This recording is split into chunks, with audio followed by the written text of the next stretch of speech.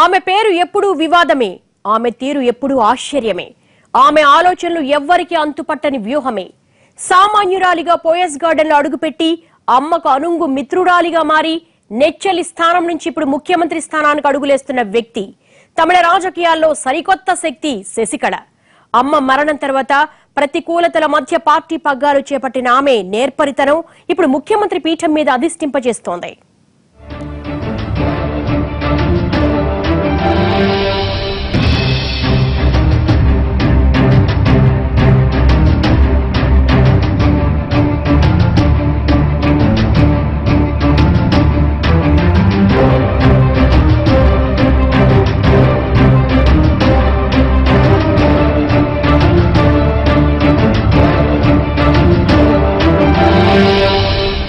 CM పీఠం అధిష్ఠించాలంటే అనుకున్నంత సామాన్యమైన విషయం కాదు. తలలు పండిన రాజకీయ నాయకులు కూడా దశాబ్దాల పాటు పోరాడితే చివరికి సీఎం సీటు వరకు వచ్చి మిస్ చేసుకున్నారు. అలాంటిది ఓ సాధారణ మహిళ, ప్రత్యక్ష రాజకీయాల్లోకి ఒక్కసారి కూడా అడుగుపెట్టని మహిళ ముఖ్యమంత్రి పీఠానికి ముచ్చటగా 3 అడుగుల దూరంలో నిల్చుంది. ఆమె జయలలిత నెచ్చెలి శశికళ. అమ్మ మరణం తర్వాత చిన్నమ్మగా తెరపైకి వచ్చి వ్యూహం ఉంటే తమిళనాడు రాజకీయాల్లో ఏదైనా సాధ్యమే అని నిరూపించిన వ్యక్తి శశికళ.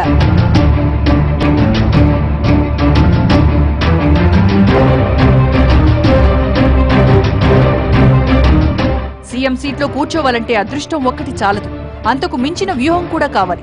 రాజకీయాల్లో తలలు పండిన వాళ్లకే సీఎం సీటు ఊరించి దక్కకుండా పోయింది.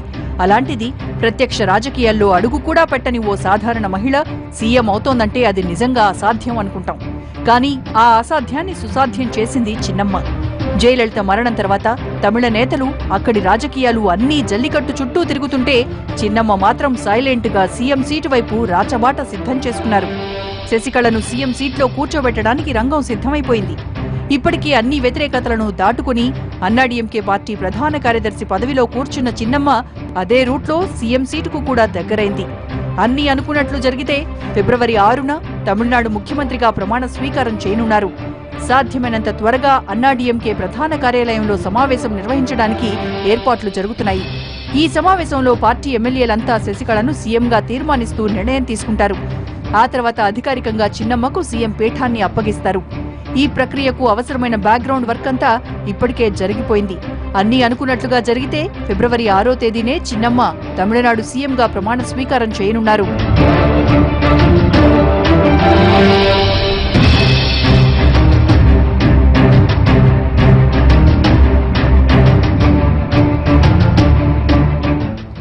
ఎమ్మెల్యేగా గెలవని శశికళను సీఎం సీట్లో కూర్చోబెట్టేలా అన్ని ఏర్పాట్లు చేసేశారు. రాజ్యాంగంలో ఉన్న వెసులుబాటును ఆసరాగా చేసుకుని ఈ నిర్ణయం తీసుకున్నారు. వాస్తవానికి గతంలో ఈ వెసులుబాటును జయలలిత 2 సార్లు ఉపయోగించుకుని తాను ఎమ్మెల్యేగా గెలవకపోయినా సీఎం స్థానంగా పరిపాలించారు. ఇప్పుడు కూడా ఇదే అంశాన్ని ఆసరా చేసుకుని శశికళ సీఎం అవ్వబోతున్నారు. ఇలా శశికళ సీఎం అయిన తర్వాత 6 నెలల్లోగా ఏదో ఒక సెగ్మెంట్ నుంచి పోటీ చేసి ఎమ్మెల్యేగా గెలవాల్సి ఉంటుంది. ఇప్పటికే జయ మరణంతో ఖాళీ అయిన ఆర్కే నగర్ నుంచి చిన్నమ్మ బరిలోకి దిగేందుకు ఏర్పాట్లు చేస్తున్నారు. అయితే చిన్నమ్మ ఈ సెగ్మెంట్ నుంచే బరిలోకి దిగుతారా లేదా అన్నది మాత్రం ఇంకా క్లారిటీ లేదు. గతంలో కూడా ఇలా చాలా మందిని ఎమ్మెల్యే కాకపోయినా సీఎం స్థానాల్లో కూర్చోబెట్టారు. 2012 యూపీ ఎన్నికల్లో సమాజ్వాదీ విజయం తర్వాత అప్పటికి కన్నౌజ్ ఎంపీగా ఉన్న అఖిలేష్ యాదవ్ను రాష్ట్రానికి సీఎంను చేశారు. ఇప్పుడు ఇదే సూత్రాన్ని శశికళ తనకు అప్లై చేసుకున్నారు.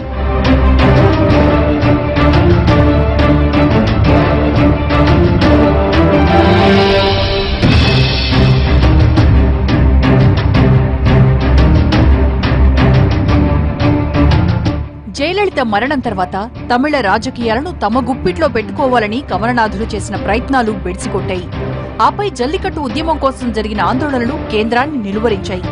అటు కేంద్రం దృష్టి, తమిళ రాజకీయాల దృష్టి అంతా జల్లికట్టు మీద ఉంటే సైలెంటుగా చిన్నమ్మ మాత్రం తన పదవీ స్వీకారానికి పావులు కదిపారు.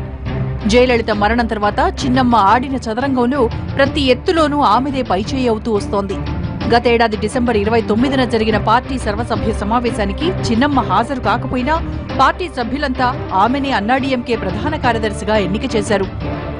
చిన్నమ్మకు అడుగడుగున అడ్డుపడుతున్న తమిళనాడు ముఖ్యమంత్రి పన్నీర్ సెల్వమే స్వయంగా శశికళను ప్రధాన కార్యదర్శిగా ఎన్నుకునే తీర్మానాన్ని ప్రవేశపెట్టి దాన్ని ఏకగ్రీవంగా ఆమోదించి ఆపై పోయస్ గార్డెన్ కి వెళ్లి స్వయంగా ఆ పత్రాన్ని చిన్నమ్మకు అందించారు. ఈ ఒక్క విషయం చాలు అన్నాడీఎంకేలో కథ, స్క్రీన్ ప్లే, దర్శకత్వం అన్నీ ఎవరు చెప్పినట్లు నడుస్తాయో చెప్పడానికి.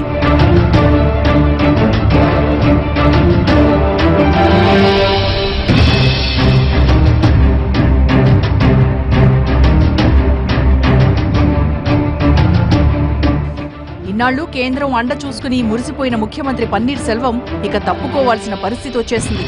గడిచిన 15 ఏళ్లుగా అన్నాడీఎంకేలో అమ్మ హయాంలో ఆపద్ధర్మ ముఖ్యమంత్రిగా ఉంటూ వస్తున్న పన్నీర్ సెల్వం ఇకపై చిన్నమ్మ హయాంలో కూడా అదే స్థానాన్ని కొనసాగించబోతున్నారు.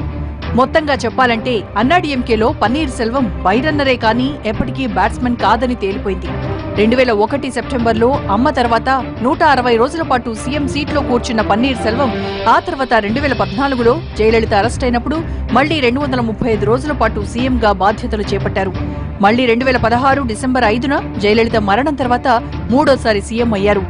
గతంలో సీఎం సీట్లో కూర్చోవడానికి అమ్మకు రూట్ క్లియర్ అయిన ప్రతిసారి సవినయంగా పదవిని అప్పగించిన పన్నీర్ సెల్వం ఇకపై అదే వినయాన్ని చిన్నమ్మకు అందించాల్సొస్తోంది.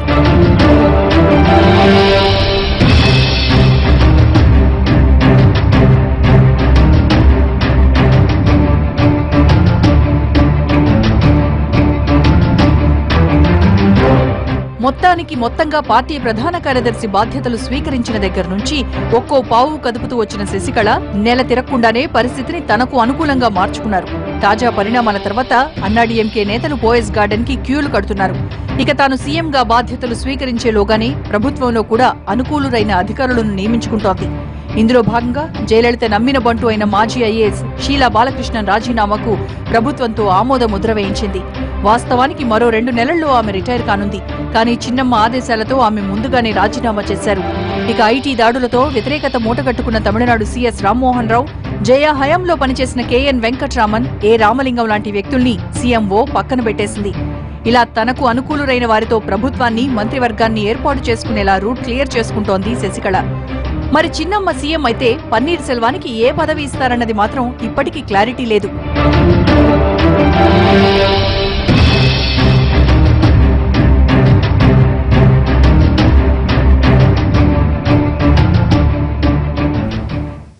వివాదాల నుంచి విజయం వైపు ఎలా అడుగులేయగలిగింది?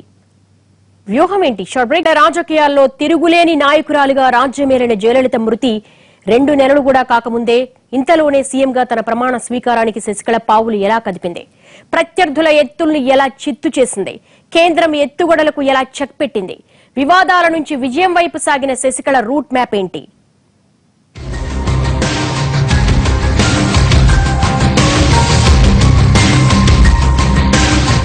తమిళనాడు సీఎంగా శశికళ అన్న వార్త చూసిన ప్రజలు ఆశ్చర్యపోయి ఉండొచ్చేమో కానీ అన్నాడీఎంకే నేతలకు మాత్రం ఇది పెద్దగా ఆశ్చర్యం కలిగించలేదు. ఎందుకంటే ఎప్పటికైనా జరిగేది ఇదే అని వాళ్లకు కూడా తెలుసు. తమిళనాట అన్నాడీఎంకే ప్రభుత్వం మరోసారి అధికారం చేపట్టి ఇంకా ఏడాది కూడా పూర్తి కాలేదు. కానీ అంతలోనే అనారోగ్యంతో జయలలిత కన్నుమూశారు. ఆమె మరణించిన నాటి రాత్రి అత్యవసర సమావేశం ఏర్పాటు చేసి పన్నీర్ సెల్వాన్ని ముఖ్యమంత్రిని చేసినా అది ఆపద్ధర్మమే అన్నది జగమెరిగిన సత్యం. ఎప్పటికైనా శశికళే సీఎం అవుతారని అన్నాడీఎంకే నేతలతో సహా తమిళనాడు ప్రజలందరికీ తెలుసు.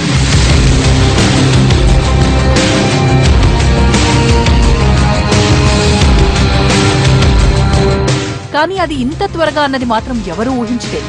ఇప్పుడు శశికళ సీఎం ప్రమాణ స్వీకారానికి 6వ తేదీన నిర్ణయించిన ముహూర్తం ఏదో హడావిడిగా నిర్ణయించింది కాదు. జ్యోతిష్య పండితులు నెల కిందటే చిన్నమ్మ జాతకం పరిశీలించి గ్రహాలు, అనుగ్రహాలు లెక్కించి నిర్ణయించింది. అంటే శశికళ తన ప్రమాణ స్వీకారానికి ఎప్పటి నుంచి పావులు కదుపుతున్నారన్నది అర్థమైంది. అధికారం, ఆధిపత్యం, రాజకీయాల్లో ఈ రెండే ఎవరికైనా పరమావధి. దశాబ్దాలుగా రాజకీయాల్లో చక్రాలు తిప్పేది కూడా ఇందుకే. తమిళనాడులో కూడా ఇన్నాళ్లు ఇదే జరిగింది. అమ్మ మరణం తర్వాత వారం తిరక్కముందే అన్నాడీఎంకేలో ఆధిపత్య రాజకీయాలు తెరపైకి వచ్చాయి. ఇక అక్కడి నుంచి అన్ని వ్యూహాత్మక రాజకీయాలే నడిచాయి. ఇప్పుడు కూడా అవే వ్యూహాలు గెలిచాయి. అమ్మ మరణం తర్వాత అన్నాడీఎంకే అనుచర గణమంతా చిన్నమ్మ ముందు సాగిలపట్టంతో పన్నీర్ సెల్వం పదవి 3 నాళ్ల ముచ్చటే అనుకున్నారు. పోయస్ గార్డెన్ నుంచి చిన్నమ్మ పావులు కదుపుతుంటే పన్నీర్ పాలిటిక్స్ ఢిల్లీ రూట్లో కదిలాయి. అప్పటి వరకు అమ్మతో పాటు చిన్నమ్మకు కూడా వీర విధేయుడిగా ఉన్న పన్నీర్ సెల్వం ఆపై కాస్తంత నిటారుగా నిలబడేందుకు ప్రయత్నించాడు. ఆయన ఢిల్లీ వెళ్లొచ్చిన కారణం ఏదైనా సరే ఆ తర్వాత చోటు చేసుకున్న పరిణామాలు చిన్నమ్మ పెత్తనాన్నే ప్రశ్నించాయి. ఆపై సీఎస్ రామ్మోహన్ రావు అమ్మకి సన్నిహితుడు శేఖర్ రెడ్డి ఇంటిపై ఐటీ దాడులతో అన్నాడీఎంకే రాజకీయాలు శశికళ వర్సెస్ పన్నీర్గా సాగాయి.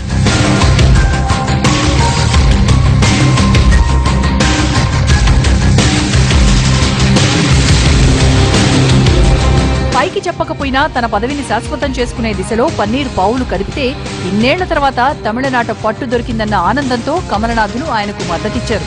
కానీ చివరికి తమిళ రాజకీయాల్లో తరతరాలుగా కొనసాగుతున్న వ్యక్తి కేంద్ర సూత్రమే నెగ్గింది.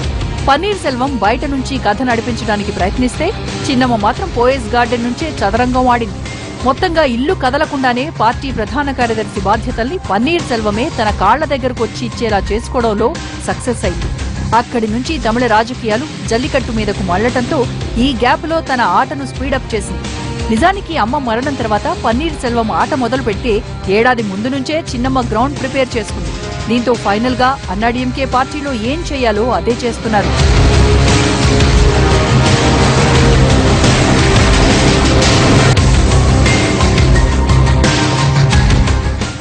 అప్పుడు కానీ ఇప్పుడు కానీ ఎప్పుడు కానీ పన్నీర్ సెల్వానికి పార్టీ మీద కానీ ఎమ్మెల్యేల మీద కానీ పట్టు లేదు. అమ్మ అధికారంలో లేని టైంలో ఆపద్ధర్మంగా పదవిలో కూర్చుని అమ్మ చెప్పినట్టల్లా పాలించేందుకు సేవకుడిగానే ఆయన స్థానం పరిమితమైంది. ఇకపై కూడా ఆయనది అదే స్థానం కానుంది. గడిచిన నెల రోజుల్లో పన్నీర్ సెల్వం పాలన మీద జల్లికట్టు మీద ఫోకస్ పెడితే నైస్ గా పార్టీలో వాళ్ళందరినీ తన వైపు తిప్పుకుని బలం పెంచుకుంది శశికళ. నిజానికి 2016 ఎన్నికల్లోనే తన వాళ్లుగా చెప్పుకునే వారికి భారీగా టికెట్లిచ్చి తన ప్రభావాన్ని పెంచుకున్న శశికళ వాళ్ల అండతో మిగిలిన వాళ్లను కూడా తన వైపు తిప్పుకుంది. అదే ఇప్పుడు పార్టీలో ప్రతిబింబించింది. పార్టీ మీద శశికళకు ఉన్న పట్టు పన్నీర్ సెల్వానికి లేదనే చెప్పాలి. అమ్మ మరణం తర్వాత అన్నాడీఎంకే నేతలంతా శశికళ ముందు క్యూలు కట్టారు. ఇదే పార్టీ మీద ఆమెకున్న పట్టు ఎంతో చాటి చెప్పింది.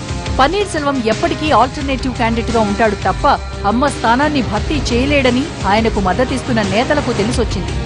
ఇక జల్లికట్టు మీద జరిగిన ఆందోళనలతో తమిళ రాజకీయాల్లో వేలు పెడితే ఏమవుతుందో అన్న సంగతి కేంద్రానికి స్పష్టంగా అర్థమైంది.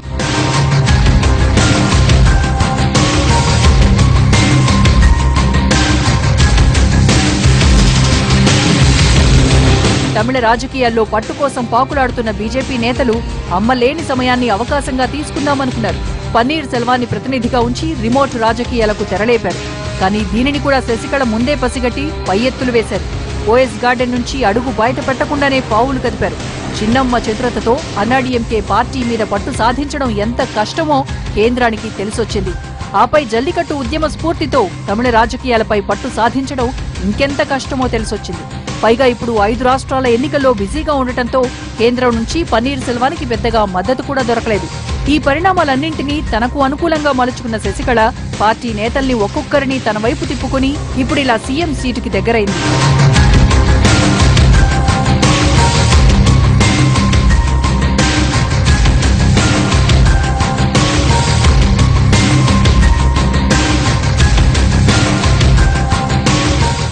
ఇలా పార్టీలో సీనియర్లకు కూడా పదవులు ఎరవేసి తన క్వార్టరీలోకి తెచ్చుకుంది. ఇప్పటికే 23 మంది పార్టీలో సీనియర్ లీడర్లను పదవుల్లో నియమించింది.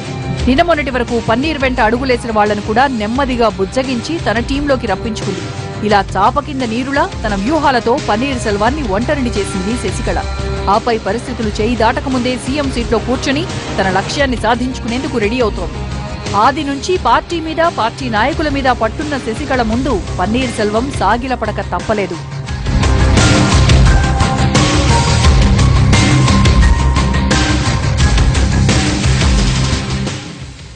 భవిష్యత్తులో ఎదురయ్యే అడ్డంకులను ఎలా ఎదుర్కొంటారు? 6 దశాబ్దాల తమిళనాడు రాజకీయాల్లో ఇప్పటి వరకు సీఎం పీఠాన్ని అధిష్ఠించిన వ్యక్తులు కేవలం 6గురే. ఇప్పుడు 7వ వ్యక్తిగా శశికళ కొత్త చరిత్ర సృష్టించబోతున్నారు. రాజకీయాల్లో వేస్తున్న మొదటి అడుగే సీఎంగా ప్రమాణ స్వీకారం చేయబోతున్నారు. జయలలిత నెచ్చలిగా మొదలైన శశికళ ప్రయాణం సీఎం సీటు వరకు ఎలా సాగింది? భవిష్యత్తులో చిన్నమ్మకు ఎదురయ్యే అడ్డంకులేంటి? వాటిని ఆమె ఎలా ఎదుర్కోబోతున్నారు?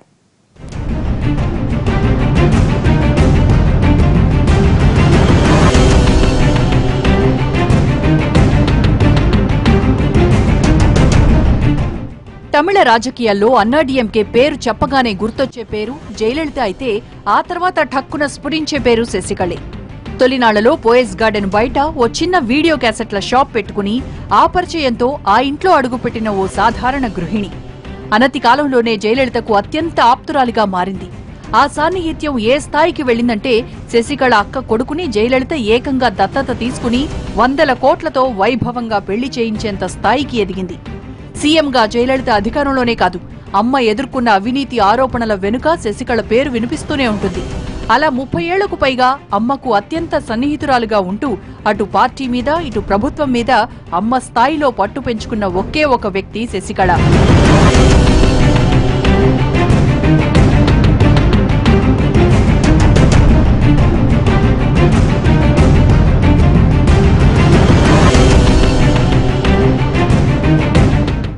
జయలలిత జీవితంలో ఆమెకు అత్యంత ఆప్తులెవరైనా ఉన్నారా అంటే అది శశికళ ఒక్కరే. ఒకానొక దశలో శశికళే తమిళ రాజకీయాల్లో తెర వెనుక నుంచి చక్రం తిప్పిన అదృశ్య శక్తి అన్న అభిప్రాయాలు కూడా వినిపించాయి. మధ్యలో మనస్పర్ధలొచ్చి అమ్మకు దూరమైనా ఆ తర్వాత ఒకే ఒక్క లేఖతో మళ్లీ అంతే చేరువైంది. ఆ తర్వాత నుంచి అమ్మ వెనుక అమ్మలా ఉంటూ పార్టీలో పావులు కదుపుతూ వచ్చింది. తనకు పార్టీ పగ్గాలు చేపట్టే అర్హత లేదని విమర్శించిన వాళ్ల నోళ్లను తన వ్యూహాలతోనే మూయించింది.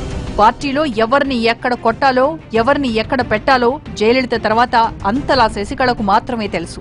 అందుకే తాను కేవలం 3వ తరగతే చదివినా తనపై ఎన్నో అవినీతి ఆరోపణలున్నా మన్నార్గుడి మాఫియాను ఆమె నడిపిస్తోందంటూ ఎవరెన్ని విమర్శలు చేసినా అమ్మ తర్వాత పార్టీలో ఆ స్థానానికి అమ్మతో తనకున్న 30 ఏళ్ల సాన్నిహిత్యమే ప్రధాన అర్హత అని నిరూపించుకుంది. నిజానికి జయలలిత నెచ్చెలిగా పార్టీలో కానీ ప్రభుత్వంలో కానీ ఇన్ అండ్ అవుట్ తెలిసిన ఒకే ఒక వ్యక్తి శశికళ. ఆ అర్హతతోనే ఇప్పుడు శక్తిగా ఎదిగి సీఎం పీఠాన్ని అధిష్ఠించబోతోంది.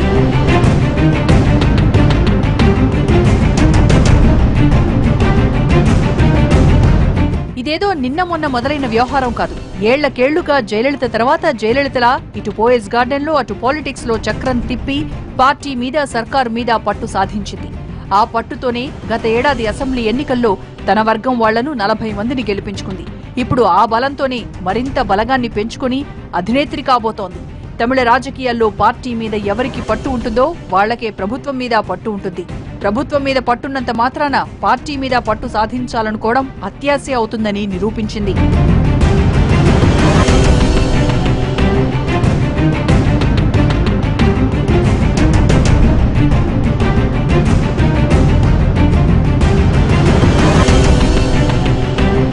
ప్రస్తుతానికి అన్నాడీఎంకే అధినేత్రిగా తమిళనాడు సీఎం బాధ్యతలు స్వీకరించేందుకు శశికళకు ఎలాంటి అడ్డంకి లేకపోవచ్చు. కానీ ఆమె పీఠం ఎక్కిన తర్వాత మాత్రం కొన్ని రాజకీయ న్యాయపరమైన ఇబ్బందులు ఎదురయ్యే ప్రమాదం లేకపోలేదు. నిజానికి జయలలిత మరణం తర్వాత శశికళ పెత్తనంపై పార్టీలోనే వ్యతిరేక గళం వినిపించింది. అన్నాడీఎంకే ఎంపీ శశికళ పుష్ప ఆమెపై ధ్వజమెత్తారు. ఆపై జయలలిత మేనకోడలు దీపా జయకుమార్ కూడా శశికళకు వ్యతిరేకంగా తెరపైకొచ్చారు. అప్పట్లో ఈ రాజకీయం కొన్నాళ్లు కొనసాగింది. దీంతో శశికళ తొందరపడకుండా నెమ్మదిగా పావులు కదుపుతూ ఒక్కో మెట్టు ఎక్కుతూ ఇప్పుడు సీఎం పీఠానికి చేరువైంది.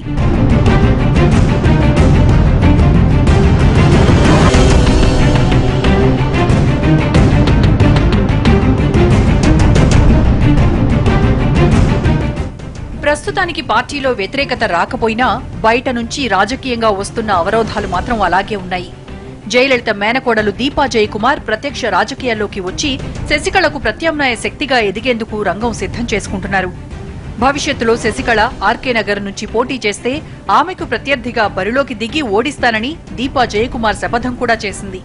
ఆర్కే నగర్ జయలలిత నియోజకవర్గం కాబట్టి దీపా జయకుమార్ కి కూడా మద్దతు దక్కే అవకాశం ఉన్నందున వేరే స్థానం నుంచి పోటీ చేయాలన్న ఆలోచనలో ఉంది చిన్నమ్మ. మరోపక్క నుంచి పార్టీ బహిష్కృత ఎంపీ ప్రయత్నాలు కూడా చిన్నమ్మకు అడ్డుపడుతున్నాయి.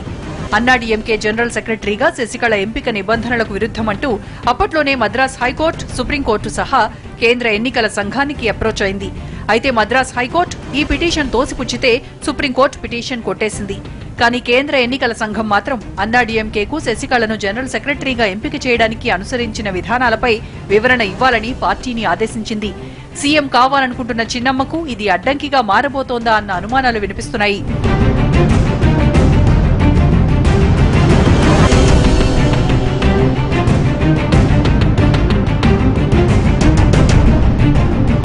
రేపో మాపో కేంద్ర ఎన్నికల సంఘం అన్నాడీఎంకే వివరణకు సంతృప్తి చెందకుండా శశికళ పుష్పకు అనుకూలంగా స్పందిస్తే అప్పుడేం చేస్తారన్నది మరో ప్రశ్న. అయితే ఇక్కడ చిన్నమ్మ నెగ్గుకొచ్చినా పాత అక్రమాస్తుల కేసులు మరోసారి తిరగదోడితే అప్పుడేం చేస్తారన్నది మరో అడ్డంకి. నిజానికి ఈ కేసులో పడ్డ శిక్షతో ప్రజాప్రాతినిధ్య చట్టంలో తనపై పడ్డ అనర్హత వేటు నుంచి జయలలిత తప్పించుకున్నారు. కానీ ఈ కేసు మాత్రం అలాగే ఉంది. భవిష్యత్తులో శశికళ సీఎం అయ్యాక ఈ కేసును ఎవరైనా తిరగదోడితే చిన్నమ్మ కూడా అమ్మలా పదవిని వదులుకోక తప్పదు. మరి ఇప్పటి వరకు ఉన్న ఇబ్బందులు చాకచక్యంగా నెగ్గుకొచ్చిన చిన్నమ్మ చదరంగం ముందు ఈ ఇబ్బందులు కూడా పెద్దవేం కావంటున్నారు అన్నాడీఎంకే నేతలు. మరి ముందు ముందు చిన్నమ్మ రాజకీయం ఎలా సాగుతుందన్నది, అన్నాడీఎంకే పాలిటిక్స్ ఎన్ని మలుపులు తిరుగుతాయన్నది వేచి చూడాల్సిందే.